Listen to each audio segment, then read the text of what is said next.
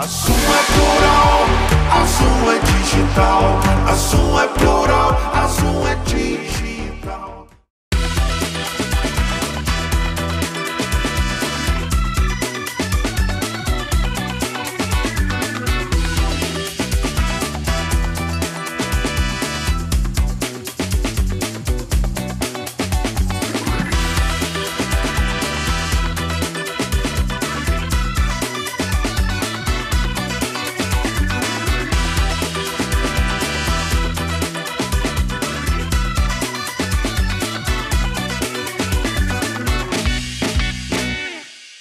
Olá, sejam todos muito bem-vindos. Eu sou Roosevelt Conci. Estamos aqui essa semana com um tema muito interessante, com certeza de muita relevância, que vai despertar todos vocês.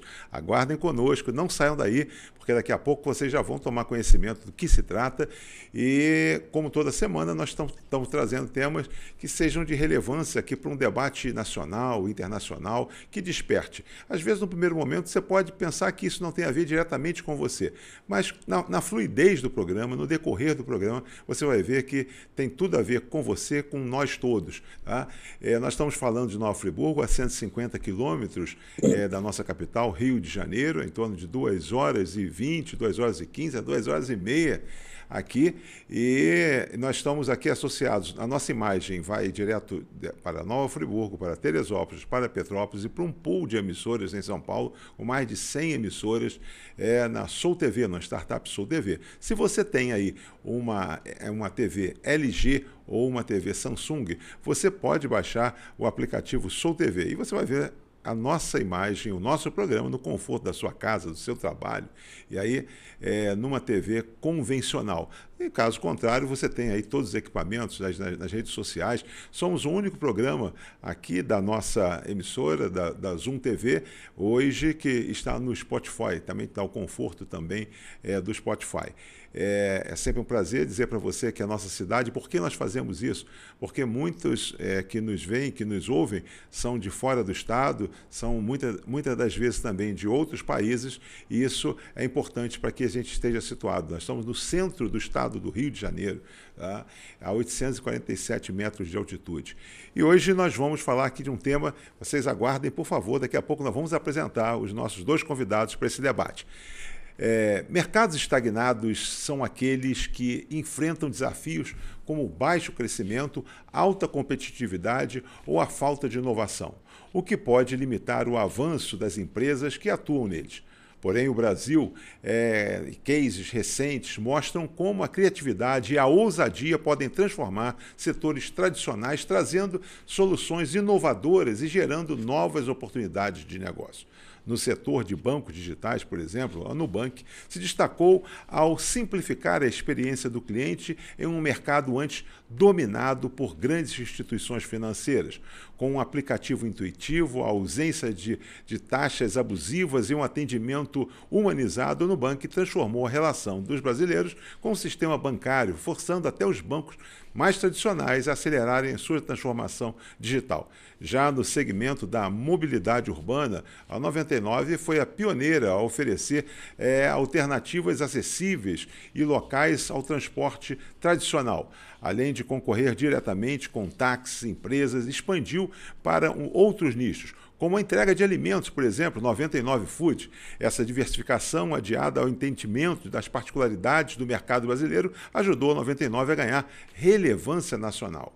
O setor de alimentação saudável também passou por uma transformação com empresas como a LiveUp e outras inovações no mercado de refeições prontas. A marca utiliza ingredientes orgânicos e parcerias com pequenos agricultores para oferecer pratos congelados saudáveis e saborosos. Com isso, conseguiu também atender a crescente demanda por conveniência sem abrir mão da qualidade e sustentabilidade. Já na área de moda, a brasileira Reserva mostrou como é possível inovar o mercado competitivo. A marca se destacou ao altar da tecnologia e propósitos com iniciativas como o uso de inteligência artificial para prever estoques e campanhas criativas que conectam o público e causas sociais como o projeto IP5P.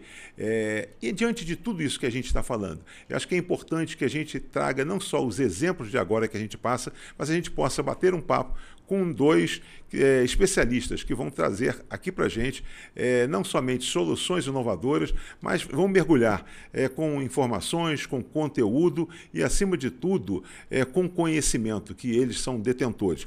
Eu tenho aqui hoje dois amigos que são de Nova Friburgo, originários de Nova Friburgo, têm DNA de Nova Friburgo, mas ganharam aqui o mundo hoje e estão fora da nossa cidade. Eu falo do Zé Ricardo Cereja, desenhista industrial pela UERJ, mestre em design pela PUC, doutor em engenharia de produção pela COP, foi coordenador da diretoria de inovação tecnológica da Unirio, professor de empreendedorismo, inovação e desenho para engenharia no Centro de Ciência e Tecnologia dessa mesma universidade, onde desenvolve pesquisa sobre design. Olha só, é tanta coisa o Zé Ricardo Cereja, mais conhecido como Cereja, que aqui a gente fala o seguinte, a gente para por aqui, senão fica um negócio muito formal e a gente pede o seguinte, Zé Ricardo Cereja para o Zé Ricardo Cereja. Quem é o Zé Ricardo Cereja? Quem é esse friburguense que ganhou o mundo e hoje tem um currículo desse extenso? Mas eu gostaria que você se apresentasse. Olá, Zé. Bom, boa tarde aí, Roosevelt, ao meu parceiro que será apresentado aí, um grande amigo, também a pessoa que admiro muito. Eu vou ser breve, né? Eu sou um friburguense curioso pelo conhecimento. Então, eu saí de Nova Friburgo para fazer aí esses meus cursos, né? Foi uma trajetória muito abençoada e eu acabei me envolvendo com a gestão e com a inovação, né? Que é a área onde eu trabalho e mais atuo hoje. Tenho trabalho de pesquisas, papers publicados, consultorias em empresas, mas, sobretudo, eu gosto de resumir dessa forma. Eu sou um apaixonado pelo conhecimento, mas por um conhecimento aplicado, né? É um conhecimento que a gente não fique só na teoria, mas possa conhecer a prática e desvendar esse mundo dessa forma. Então, minha carreira toda foi assim, com todos esses itens que estão aí no que você citou, e mais outros que também estão aí, mas ainda não foi citado, mas ao longo aqui da nossa conversa pode ser que surjam, né? Mas o importante é essa minha breve auto-identificação com o conhecimento. E todo esse conhecimento, esse é o propósito, Zé Ricardo, a chamada democratização do conhecimento, nessa uma hora que nós vamos estar aqui, que isso possa espraiar, que isso possa expandir, e quem geralmente é detentor do conhecimento não fica satisfeito de estar apenas nutrindo esse conhecimento, mas sempre quando há a oportunidade de democratizar, de abrir, eu tenho certeza que você se sentirá muito feliz, como você tem ao longo da sua vida toda, você tem feito esse papel. Mas junto com o Zé Ricardo Cereja, nós temos aqui o Lucas Canto. Lucas é formado em Publicidade e Marketing na SPM do Rio, passagem por escritório de design e agência de comunicação, atendendo marcas como Coca-Cola, como Sil, e a Ipanema, a Prudential, e entre outras. Atualmente é manager e lidera a frente de branding e criação da Stone, onde está há 7 anos. E a gente fala também, Lucas, a gente tem também a satisfação de apresentá-lo também como não mais filho do nosso gestor, nosso diretor aqui da Zoom, criador, fundador do nosso Salvador Canto, mas da satisfação nossa de Friburgo de ter alguém com as suas características, com o seu currículo, hoje à frente de uma empresa, hoje que é uma empresa internacional, como a Stone, que faz um trabalho hoje de criação muito bacana e que você vai ter a oportunidade de estar com a gente aqui. Fala de São Paulo. Lucas Canto por Lucas Canto. Quem é Lucas Canto também? Lucas Canto é um criativo, sempre foi, eu acho que desde criança, depois ele teve que estudar um pouco para aprender a ser criativo profissionalmente. Eu acho que por uma certa convivência até na Zoom, né, começou essa curiosidade com a comunicação, com filmes, com produção. Começou em Friburgo, começou nesse contato com a TV Zoom aí dentro, nos bastidores dos estúdios, desde Toda Manhã, do jornal, das ilhas de edição. E depois fui para o Rio, me formei em publicidade e marketing na SPM, e hoje eu estou muito mais focado em construção de marcas, aí saí do meio de agências e consultorias, estou do outro lado da mesa agora, atrás do balcão, ajudando a construir essa marca.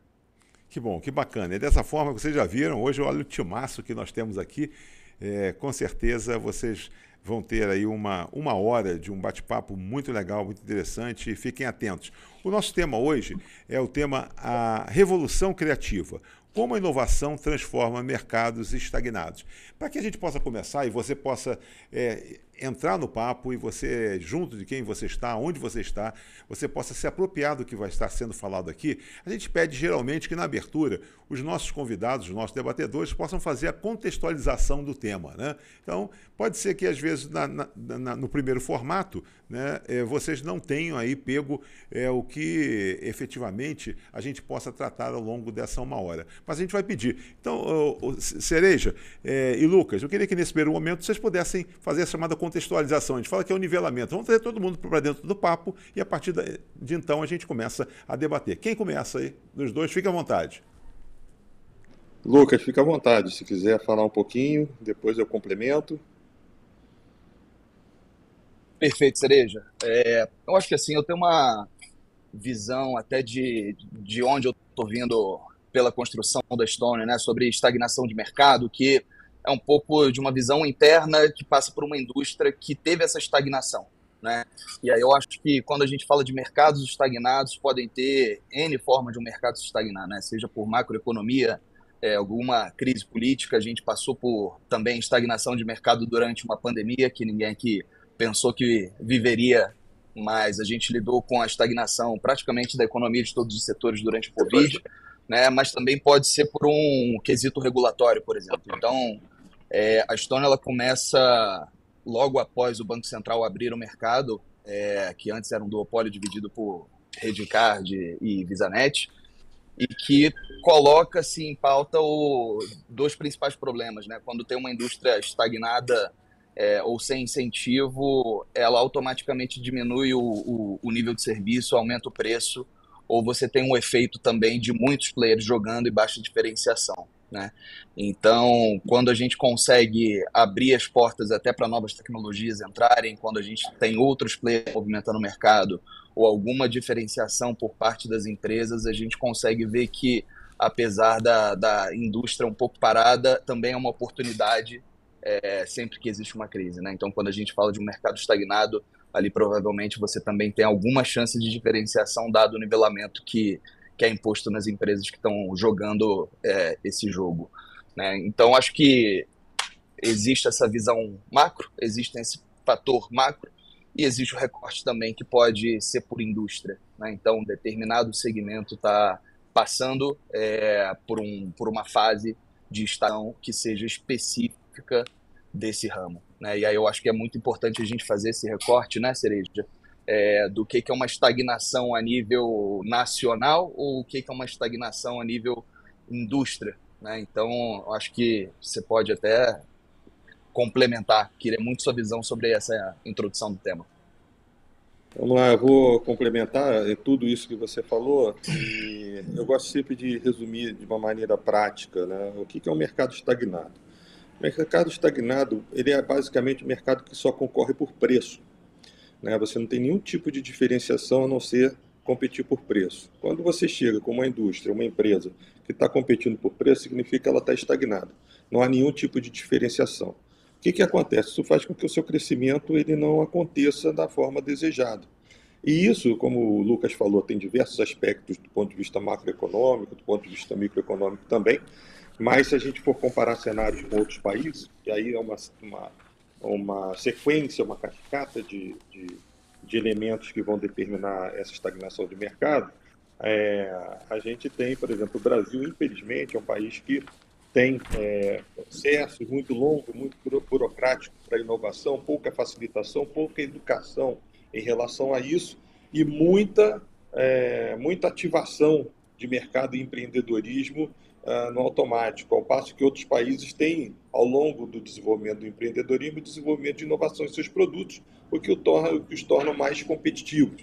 A gente está falando aí de Coreia, Estados Unidos, França, Alemanha, Suécia, enfim, países do primeiro mundo em geral, e você tem outros países ainda em desenvolvimento, como Índia e a China, ainda considerado um país ali dos BRICS, né? Com alto desenvolvimento tecnológico acompanhando o movimento mundial da inovação. A gente aqui não tem ainda, a gente está muito imaturo em relação a isso, o que provoca, o que traz reflexos nessa estagnação. Uma coisa que o Lucas falou que é muito importante é a seguinte: a entrada de novos players, né? Produtos chineses. Quando fala, é competição dos produtos chineses. Por que existe a competição? Porque há um pouco preparo nosso para isso. E aí, como eu falei, envolve tanto as questões macro, como o Lucas apontou, quanto as questões micro do nosso dia a dia, para desenvolver uma capacidade de inovação no nosso próprio negócio. Né? O que a gente faz, em geral, é desenvolver produtos que são commodities. Né? Ou seja, eu faço a mesma coisa que o outro faz, não diferencio o tipo de serviço, não diferencio a qualidade do produto, fico brigando por preço. Enquanto houver esse cenário, aquele segmento de mercado vai estar estagnado. A briga que a gente tem, né, no caso aqui, eu como consultor de empresas, na hora de indicar soluções para empresas, e o Lucas ali na hora de desempenhar esse brand management dele, é justamente como é que a gente sai desse lugar comum para criar novas soluções que nos destaquem.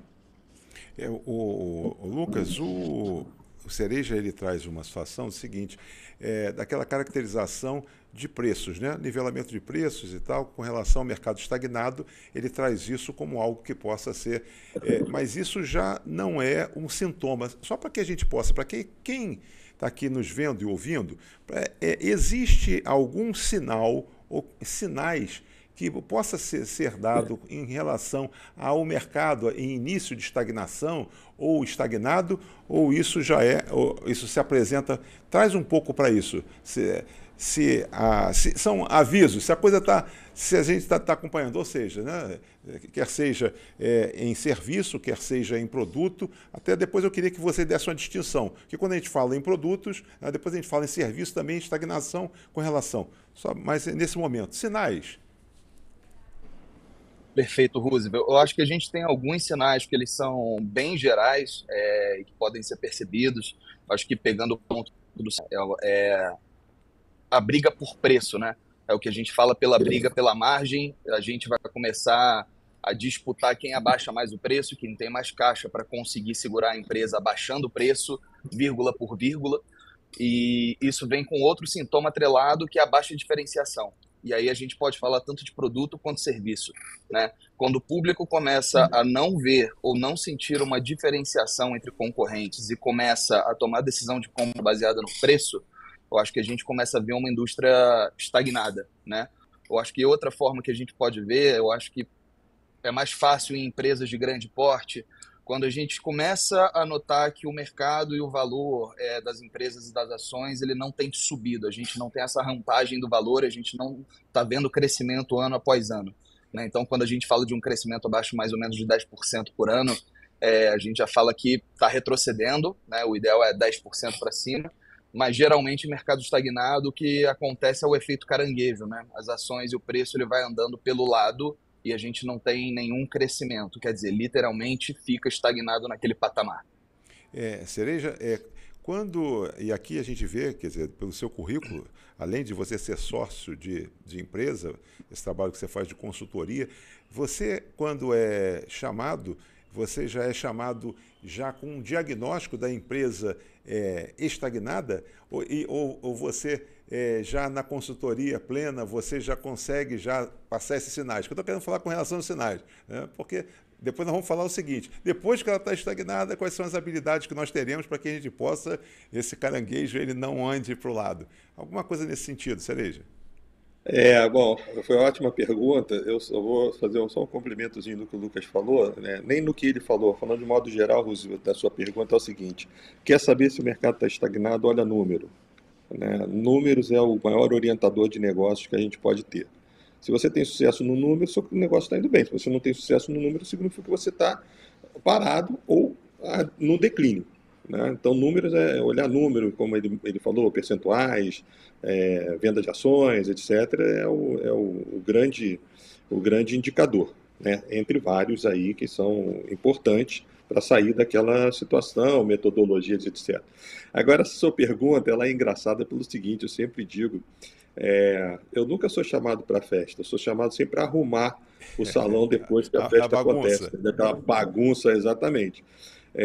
Eu tive um caso que até se tornou, foi publicado Tem uma publicação na Áustria até sobre esse case, que é de uma seguradora brasileira, uma grande seguradora, que contratou os nossos serviços para poder consertar lá, ter uma maior agilidade na apuração de sinistros, porque estava perdendo mercado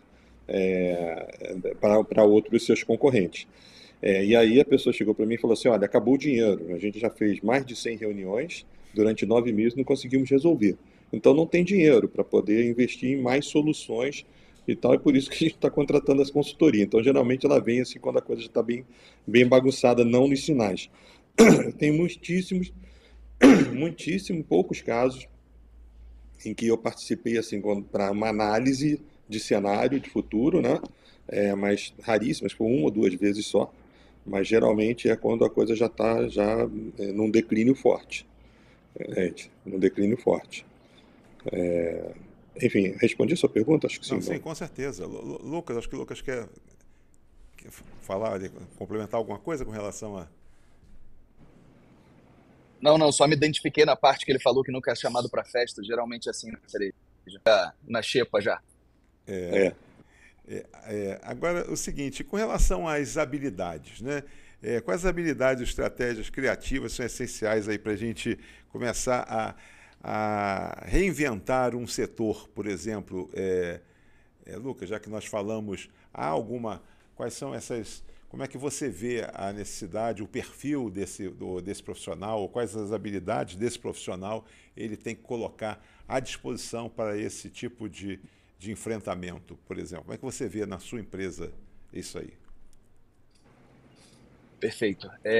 Eu acho que assim, a primeira distinção, né? A gente falou de inovação no começo do papo. Eu acho que a inovação ela não tem que ser tarefa de um profissional, né? Ela tem que ser tarefa de todos, né? Uma boa ideia ela pode vir de qualquer setor, do atendimento do balcão ao chão de fábrica, do setor de tecnologia. Então, acho que o primeiro ponto é uma empresa consciente de que ela é necessária para sobrevivência e desenvolvimento, e por isso ela tem que ser permeada em todos os setores, né? Tem gente que trabalha especificamente com isso, eu acho que é um pouco do meu caso, um pouco do caso do Cereja, né? Mas para começo de conversa tem que ser papel de todos.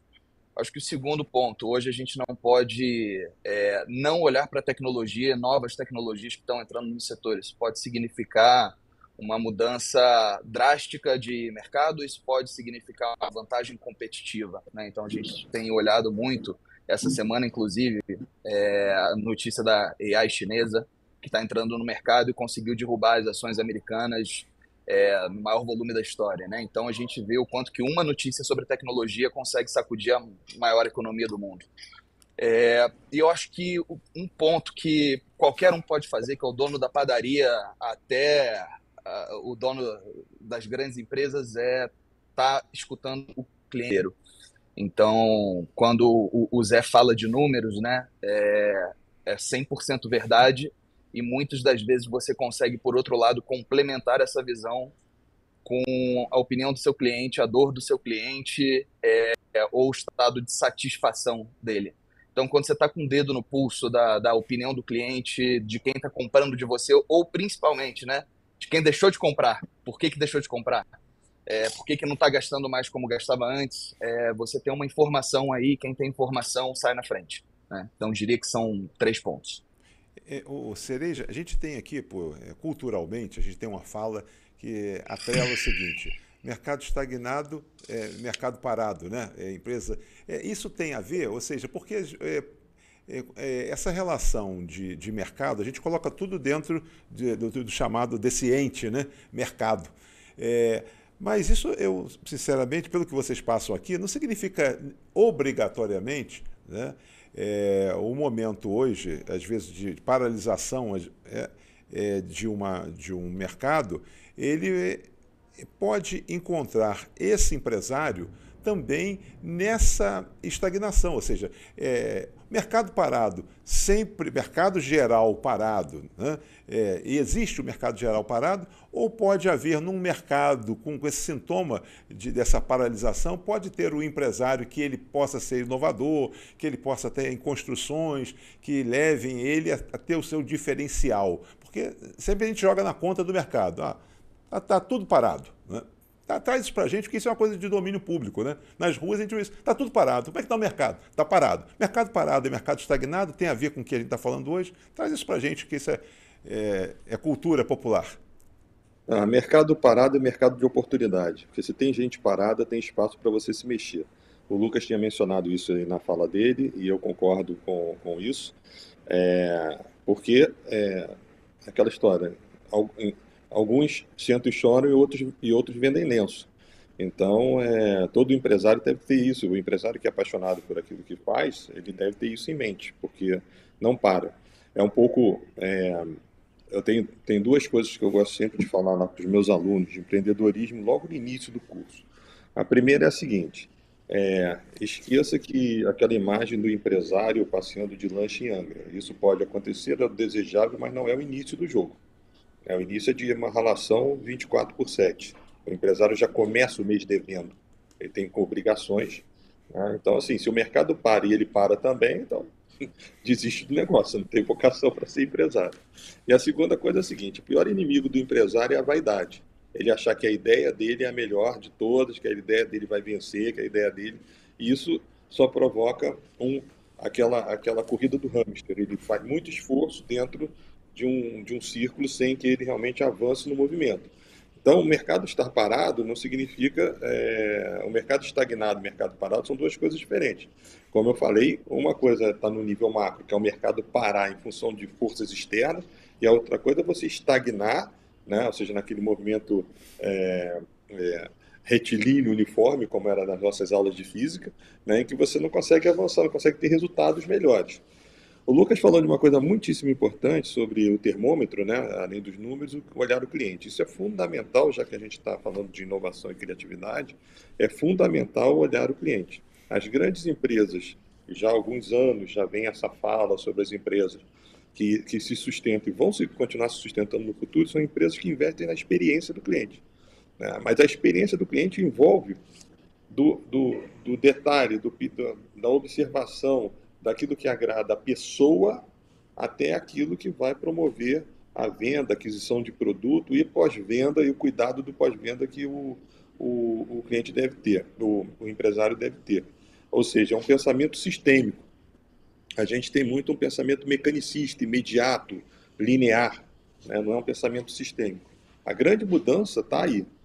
Quando o empresário resolve realmente mudar esse tipo de pensamento do mecanicista para o sistêmico, para ele entender como a coisa toda funciona, aí ele consegue investir, chegar e atingir esse nível de serviços com grandes experiências. Basta a gente olhar os diversos exemplos.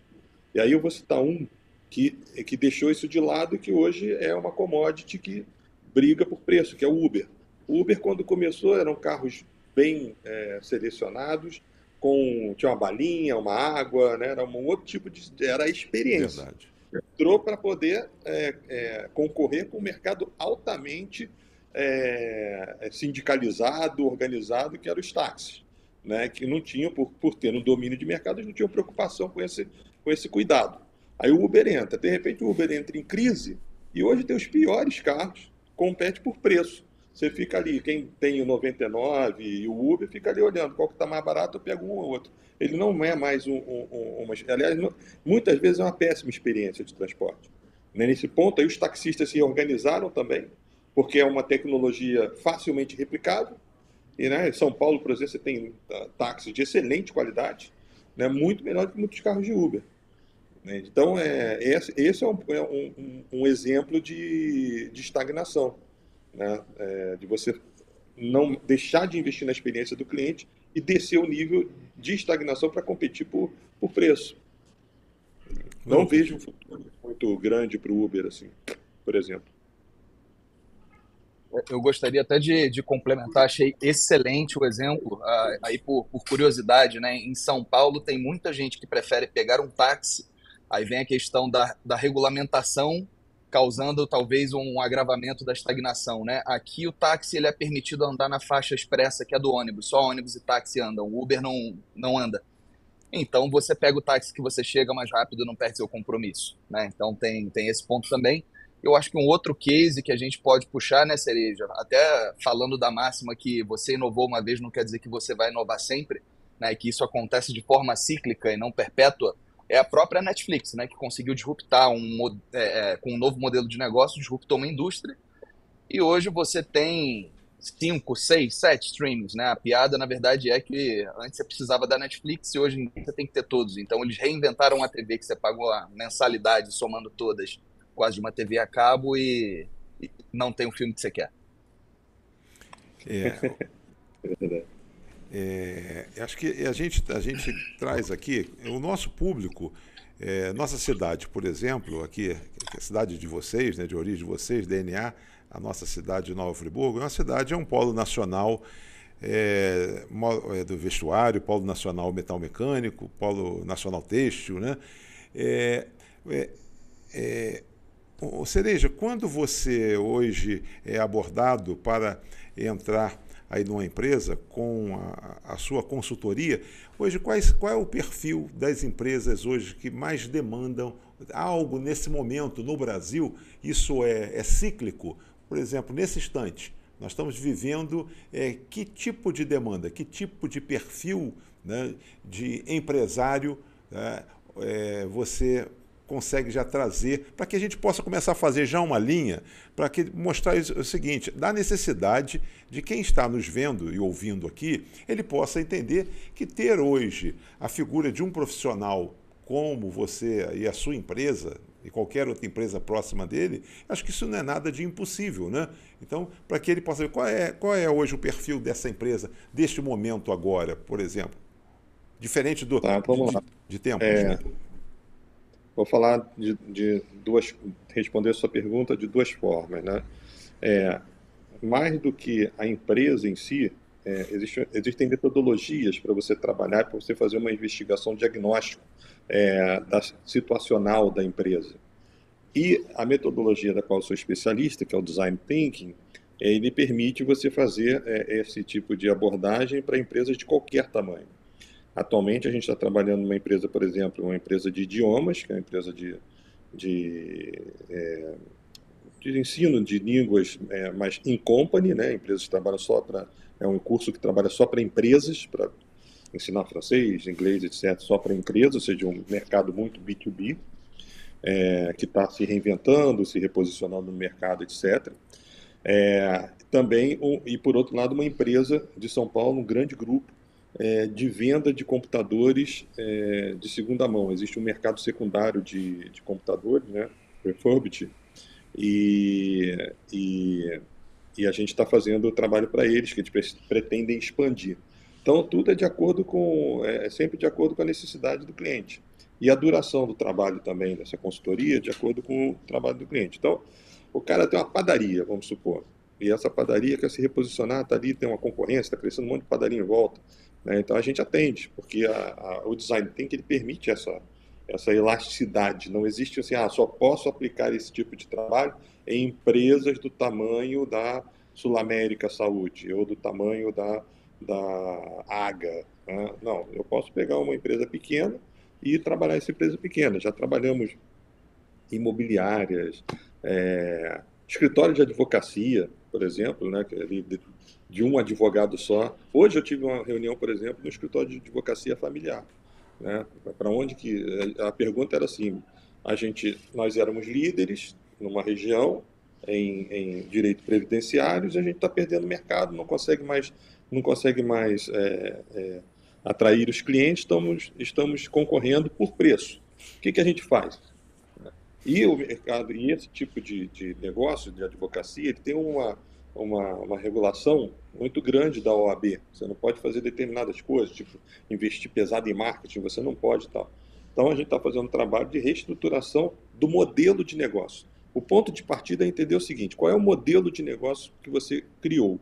Via de regra, e aí eu falo como minhas experiências como consultor, né, do Sebrae, né, que eu já passei por lá, é que as empresas grandes têm estrutura de modelo de negócios maiores do que as médias e maior do que as pequenas.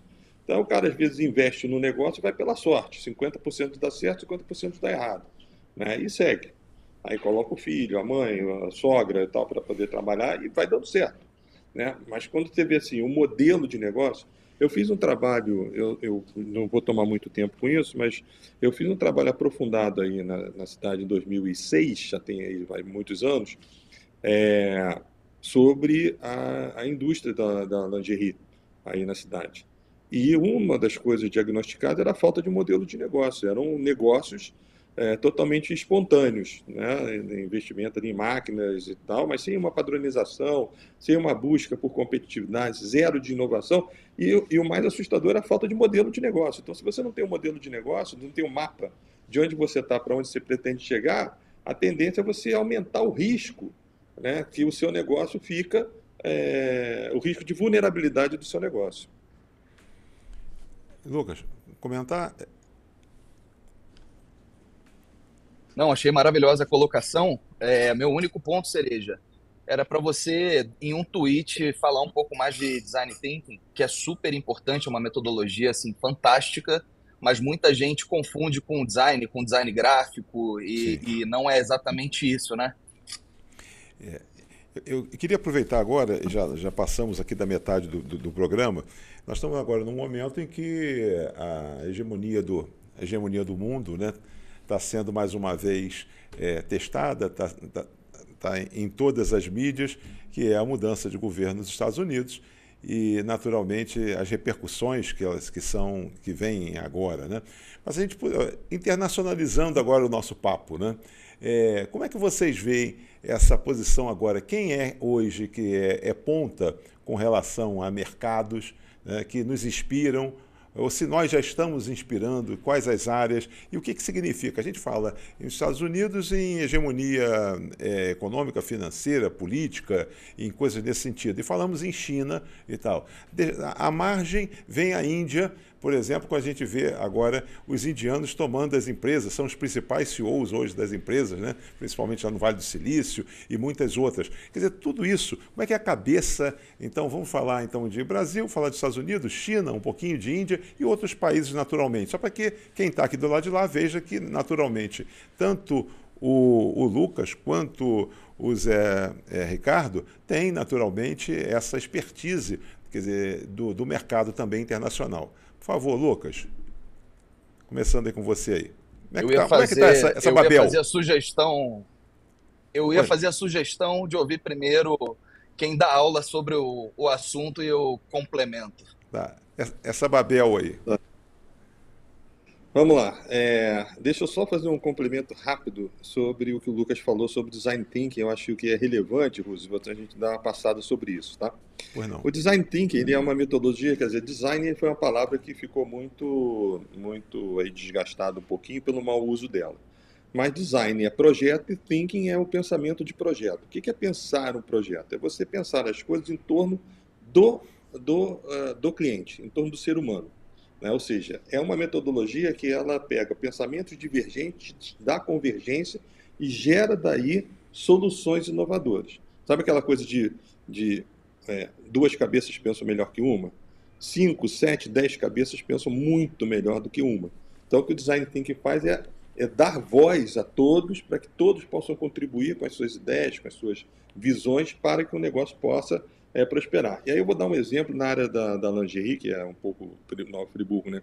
A Hope, ela viu que o mercado estava saturado e concorrência, como falei, a coisa da commodity de preço, e aí fez um trabalho grande de design thinking, lá utilizou a metodologia, e o que ela fez? Ela redefiniu a linha de produtos para combater, para combinar funcionalidade, design, né? E implementou esse método para entender realmente as necessidades diferenciais dos seus diferentes perfis de clientes, né? E aí, na outra ponta, viu que para poder realizar essa diferenciação de produtos para atender esses clientes, precisava investir em tecnologia. Então, o Design Thinking ele promove essa convergência de pensamentos, como eu falei, olhando todo o sistema, tudo aquilo que compõe. O que acontece nas empresas, geralmente? As equipes sentam em reuniões, todo mundo fala, aquelas falas não são registradas, muita coisa se perde para chegar a soluções que são tentativa e erro. Então, o nível de assertividade do Design Thinking ele é muito grande, porque ele parte do princípio da participação de todas aquelas pessoas envolvidas com o sucesso ou o desejo de um resultado de sucesso de um negócio, de uma empresa, né? Então, basicamente, na prática, essa metodologia é isso, é dar voz às diferentes pessoas para poder colocar o ser humano, o cliente, as pessoas dentro da empresa, como o Lucas falou, desde da pessoa do balcão até o chão de fábrica, todos no jogo, porque são as pessoas que mais conhecem do próprio negócio. Então, basicamente é isso. Lucas, quer acrescentar alguma coisa sobre Design Thinking? Eu acho que foi perfeito, Zé. E eu acho que quem puder dar um Google, que vale muito a pena se aprofundar e tirar insights assim que são fundamentais para todo mundo que tem um negócio independente do ramo ou tamanho de empresa. É um negócio que funciona. A Demilos fez, Vale Zero usou também, tem vários cases assim que a gente percebe, nossa, que bacana que estão fazendo agora. Nunca vem de um eureka, né? Vem de alguma coisa que foi absolutamente pensada, estabelecida ali por método e etc. Sobre a questão da gente sair aqui do nosso universo para pensar o mundo, eu vou dar a minha visão. Não existe mais uma dominância econômica comercial no mundo. Quando a gente olha hoje para Estados Unidos, os discursos e tal, existe uma corrida grande, né, em torno principalmente da tecnologia, como o Lucas citou aí a DeepSeek, né, que é novo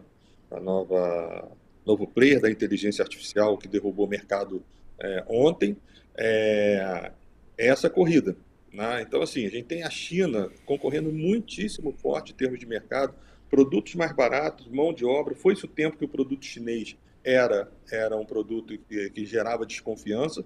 São produtos em diversos segmentos de alta tecnologia, de alta qualidade, competindo no Brasil, no mundo inteiro. Os Estados Unidos, por sua vez, que tem uma economia grande, mas não tão ágil quanto a China, ele está sentindo as consequências. Tanto é que as medidas que estão sendo tomadas pelo próprio presidente Trump visam você ter domínios geográficos para você igualmente criar impeditivos de comercialização, como é o caso que ele está tentando no Canal do Panamá. Ou seja, criar barreira física para a entrada de produtos chineses para que você possa ter uma negociação vantajosa para um lado e não ter um domínio. Na década de 80, 90, isso aconteceu com a indústria automobilística americana quando os carros japoneses invadiram. Alta tecnologia, com produtos muito competitivos, de baixo custo e baixo consumo de combustível, né? Então, são vários elementos acontecendo. Se você pensar na Coreia, né, a Samsung compartilha, não sei se todos sabem disso, mas a Samsung ela compartilha patentes da Apple, do iPhone, por isso que são aparelhos muito parecidos uns com os outros. Por outro lado, a China também produz aparelhos muito bons, né? Você tem os países nórdicos, por exemplo, na área de educação avançando muito rapidamente, com métodos, com uma educação mais moderna, mais atual, formando pessoas, né, sociedades aí muito pensando no futuro de uma sociedade muito bem formada para o conhecimento, para a evolução. Eu vou falar um pouquinho da Coreia, que eu acho que é interessante, e comparar com o Brasil, né, pensando assim nos nossos problemas. O Brasil é um país que ele entra em ciclos de pagamento de dívida pública, né? Desde a década de 60 sempre foi assim. O Brasil tenta avançar na tecnologia, na infraestrutura, aí ele se endivida, aí ele passa um ciclo de pagamento da dívida pública. Quando ele faz isso, ele perde o timing daquilo que ele já fez, aí ele zera o jogo, tem que começar tudo de novo. Investir em infraestrutura, em tecnologia, aí ele se endivida de novo e assim sucessivamente. Então, a gente não consegue, como país, avançar, é o famoso voo de galinha. A gente tenta, mas a gente não tem competitividade porque a gente vive esses ciclos de endividamento público. Aí eu vou dar o exemplo da Coreia, né, a Coreia do Sul. O que eles fizeram? Na década de 60, a Coreia do Sul era um país agrícola, né? E aí, a primeira coisa que eles investiram, infraestrutura, precisa dar vazão para escoar a produção, né? Quando eles conseguiram escoar a produção e trazer mais dinheiro do comércio dos seus produtos, agora nós vamos investir na industrialização para poder acelerar, né?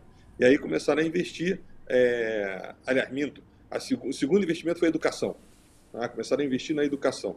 Então, aumentou a educação do povo, que produzia aquela coisa agrícola, para você escoar. Então, as pessoas passaram a entender melhor como produzir. E aí, entendendo melhor como produzir, vamos dar ferramentas melhores. Aí veio a industrialização. Então, você tinha a produção agrícola, já tinha as pessoas com maior nível de educação, você já tinha a industrialização que poderia absorver essa inteligência para produzir melhor. Fizeram isso ao longo da década de 60, 70, 80. Na década de 80, com a tecnologia bem estruturada, eles começaram a investir em inovação. Então veja que é um ciclo contínuo e crescente. E é por isso que hoje você tem Hyundai, Samsung, enfim, uma série de marcas. A gente só conhece a Samsung pelas TVs ou pelos telefones, mas a Samsung é um dos principais fornecedores bélicos do mundo. Fornece armas, mísseis, constrói mísseis, guindastes. E a Hyundai faz guindastes, né, além dos carros. Então você tem uma diversidade de atuação que vem desses 4 elementos, né, de crescimento.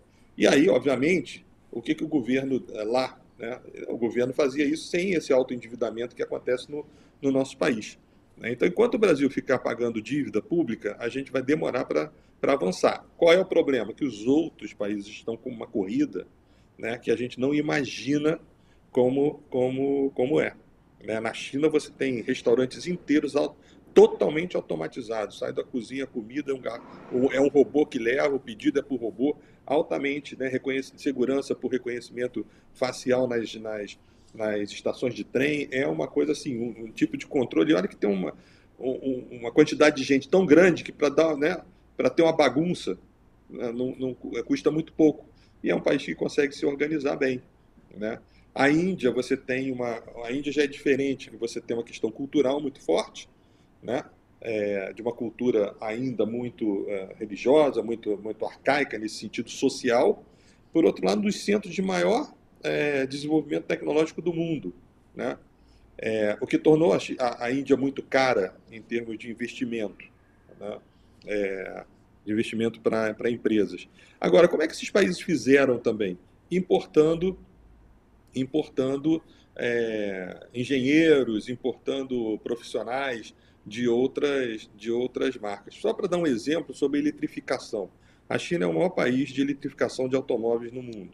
Né? Ela começou antes esse projeto de eletrificação, quando todo mundo não apostava. Agora, quem é que disse que é para a China investir nisso? A China estava tentando ser competitiva no mundo na indústria automobilística, com carros a combustão, normais, etc. e tal. Só que ela esbarrava ali nos grandes players alemães, né? Audi, BMW e Mercedes, e nos carros americanos, né? Altamente competitivos, como Ford, General Motors, etc., e mais os japoneses, né? Então ela começou ali a dar murro em ponta de faca. Aí eles levaram um engenheiro da Audi para lá. E esse engenheiro da Audi falou assim: olha, investe em eletrificação, que vocês vão sair na frente. Foi aí que ela começou. Então foi um engenheiro europeu que chega lá e dá uma orientação, né, um consultor que dá uma orientação do que fazer. Hoje a China, né, quando você tem a BYD, a GWM e tantas outras, né, essa liderança se deu em função desse conhecimento importado de outro lugar, que é uma forma de você acelerar. O Japão fez isso, a Coreia fez isso, a Índia fez isso, né? Como é que você acelera? Né? Sabe a história do técnico de futebol? A gente estagnou no futebol, vamos trazer os técnicos de portugueses lá que estão na Europa, são acessíveis e entendem mais do que a gente aqui. E aí você tem os resultados que a gente vê no Palmeiras, no Flamengo, com o Jorge Jesus, e assim vai. Então, o mundo hoje é globalizado, não dá para você mais pensar numa dominância de um só. As parcerias são extremamente importantes. E só para concluir, que eu já estou levando muito tempo, para você sair da estagnação do mercado, uma das estratégias é a parceria. A gente não olhar o nosso concorrente como um inimigo. Ser concorrente não significa ser inimigo. Estão aí as joint ventures, estão aí as parcerias que dão volume, dão musculatura para você se tornar maior. Ou seja, você aumenta o bolo e aí a divisão fica maior para todo mundo do que você ficar atrás daquela fatiazinha do mercado ali, principalmente quando aquele seu segmento está estagnado. Lucas, você não foi fácil quando você passou a bola pro Cereja, hein? O Cereja pegou aí, ele já fez aí uns 3, 4 shorts aí pra gente, né? Esse final da parceria, isso vai virar máxima aqui pra gente, aqui na cidade, com certeza, com a gente que é polo e ele já esteve aqui. Mas, Lucas, eu vou entrar aqui e quero que você fale ainda, tem tempo, nós estamos já faltando 10 minutos só, o papo está bacana, mas nós temos 10 minutos. Mas eu queria que você falasse também, Lucas, com relação, você que trabalha com campanhas publicitárias e tal, que campanhas publicitárias já conseguiram reposicionar marcas saturadas, né? Queria que você falasse um pouquinho de campanhas, até de exemplos, se você puder, né, abrir e tal, fica à vontade. Perfeito, Roosevelt. Eu queria falar mais do que uma campanha, eu queria trazer aqui, eu acho que o case que eu tenho estudado recentemente, que é da indústria de água, de vender água. E mais do que uma campanha, que foi uma criação de marca recente, e eu acho que é um case que ela pode trazer alguns aprendizados aqui e amarrar um pouco diversas coisas que a gente falou, né? Não sei se todos conhecem, é uma marca americana chamada Liquid Death, que na tradução literal é a morte líquida, né? E aí começa o estranhamento sobre isso. Eu acho que o primeiro ponto é quem é que hoje tem a ideia de entrar na indústria da água, sendo que a gente tem gigantes aí, Nestlé, a gente tem a Coca-Cola também vazando, distribuindo água, então é um cenário difícil para competir, né? E segundo, a gente vai falar de água e a gente tem uma empresa chamada Liquid Death. Todo mundo fala que a água é a vida, né? No corpo humano, no mundo, e vem uma empresa falando da morte líquida. E é muito interessante que essa empresa, em 2024, ela faturou 1,7 bilhões de dólares, dobrando o faturamento de 700 milhões em 2023 para cá. O que eu acho que é muito interessante, né? Eu olho para o mercado da água hoje na perspectiva de marca e comunicação e eu vejo uma indústria flat. Você tem baixa diferenciação, né? Eu acho que assim, tirando as premiums, Perrier, Voss, entre outras que a gente não é pelo menos não é as que eu escolho no dia a dia, né? Mas a nossa tomada de decisão sobre água é muito baseado na conveniência do que tem no freezer do mercado, do restaurante e preço e ponto. E chega essa marca querendo romper com esse estigma, né? E cria-se a Liquid Death. Bacana é que ela foi criada pelo diretor de criação da Netflix em 2017. Então a gente fala aí de outra empresa que conseguiu repaginar a forma como a gente assistia filmes e agora está repaginando, através desse diretor de criação, como as águas são vendidas. Não sei se a produção depois consegue colocar uma fotinha da latinha, mas eu acho que assim, o propósito dela é o quê? Matar a sede, por isso morte líquida, e matar o plástico. Ela vem numa latinha de metal.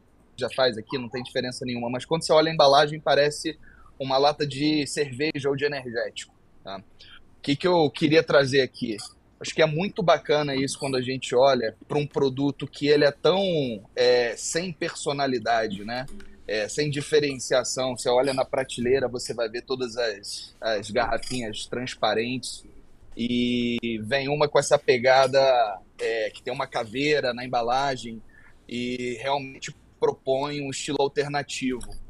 E o bacana disso é que a gente está olhando aí, falando de macro tendências, uma geração que está vindo, a geração Z, que consome menos álcool, né? A gente está vendo vários estudos sobre isso. Eu acho que o mundo como um todo ele está passando por um estilo de vida mais saudável, que bebe menos bebida alcoólica e prefere às vezes tomar água, seja numa balada, num festival de música, seja num bar com os amigos. Só que o insight deles é que você pode beber água de uma forma que pareça até que você está tomando uma cerveja ou um energético. Então, acho que esse case é muito bacana.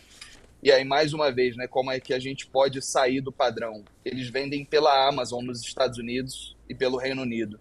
E a gente fala um pouco aí também de como você se diferencia no canal de distribuição. Então, obviamente, além dos supermercados e redes nos Estados Unidos, a gente fala aí também de vender água pelo e-commerce, que é uma coisa que não faz nem tanto sentido quando você pensa a primeira vez, mas se tratando de um bem de consumo que você vai se relacionar com a marca num nível até de autoexpressão, coisa que não é comum se tratando de água, as pessoas compram pela Amazon. Então, se você entra no site deles hoje, ele vai te redirecionar para um link da Amazon. Acho que todo mundo pode dar uma olhada nesse case, que é fantástico e virou um dos maiores patrocinadores de festivais de música pelos Estados Unidos. Então, ele está intimamente ligado a uma cultura mais jovem.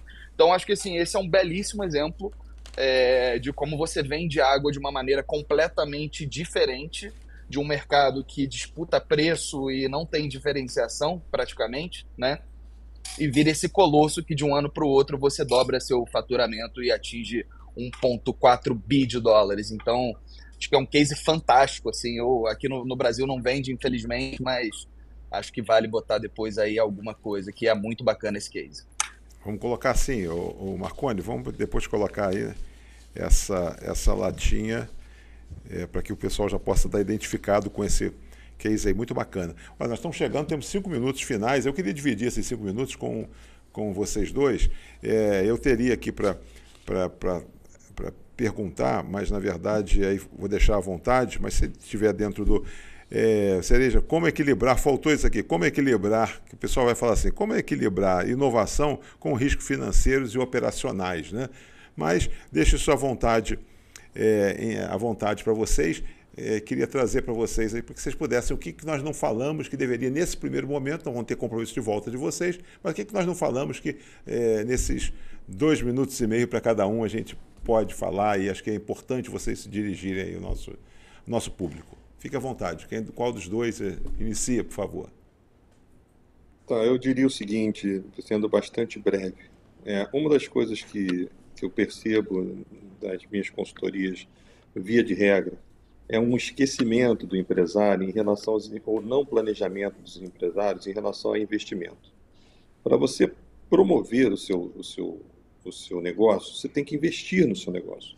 Investimento em marketing, investimento na inovação, investimento, tudo requer dinheiro, não tem como não fazer sem dinheiro, né? Então, um planejamento, um modelo de negócio envolve, como eu falei, você olhar de forma sistêmica todo o negócio. E aí saber que uma parte você deve dedicar a isso. Muitos empresários esperam chegar ao final de um ciclo já, como eu falei, de declínio do negócio, para aí então pensar numa solução, e aí eles não têm dinheiro para investir, e aí as soluções ou ficam incipientes ou você não consegue alcançar aquilo que poderia alcançar. Então, desde sempre, tem que se pensar numa reserva financeira para você, de tempos em tempos, poder se renovar, se reinventar. É o que fazem as grandes empresas, né, nos seus planejamentos, seus modelos de negócio. Tem lá um budget, um orçamento para isso. E eu indico isso sempre para todo empresário de qualquer tamanho. Entende? Não precisa ser grandes volumes de dinheiro, mas algum tem que ter para que possa financiar esses movimentos de crescimento do próprio negócio. Lucas, por favor. Perfeito, eu acho que o Cereja trouxe uma excelente dica prática. Queria trazer uma reflexão, acho que um pouco da mentalidade do empreendedor e do empresário, que é a armadilha do gênio, que a gente chama, que é quando você toma por conhecer a indústria, conhecer tudo do seu negócio, conhecer tudo do seu ramo, e você perde o apetite pela inovação, pela curiosidade de estudar, de dar o próximo passo, né? Isso eu acho que te deixa numa posição vulnerável para chegar um concorrente, um outro player e tirar o seu lugar, ou ter alguma mudança tecnológica ou na indústria que você fique para trás, né? Então, essa armadilha do gênio se aplica muitas vezes numa pessoa que já tem um negócio há 20 anos e fala, cara, eu conheço na palma da minha mão, funciona assim, e é uma coisa que te deixa muito vulnerável, infelizmente.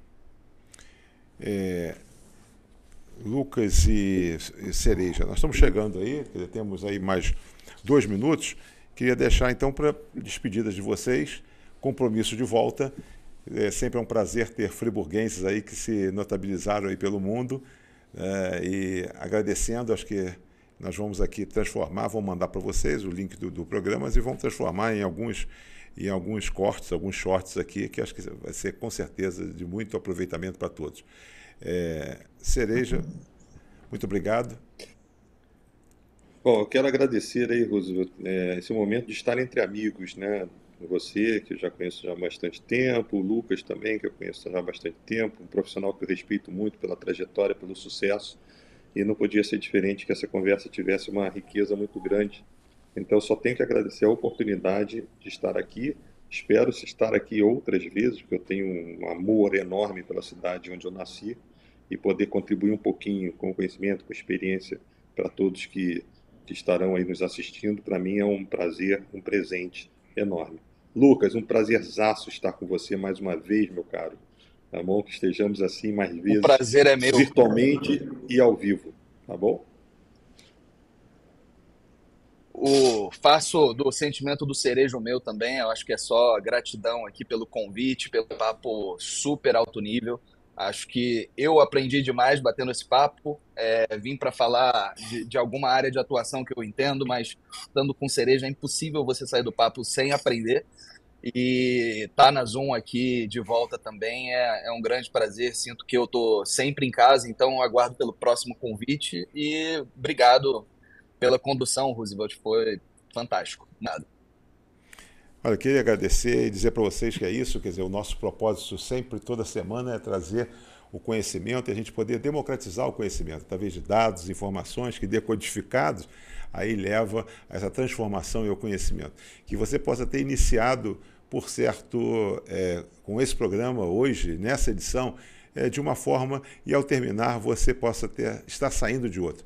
Que no dia a dia você leve o que você conseguiu capturar e você possa se apropriar desses dados, dessas informações e possa, por certo, fazer a diferença na sua vida. Não somente na sua vida profissional, porque o papo de hoje não foi um papo para profissionais de profissionais. O papo de hoje foi um papo de gente, né? As empresas, as indústrias, elas só se transformam através da decisão das pessoas, não das máquinas, não dos seus equipamentos. E aqui muito foi falado isso.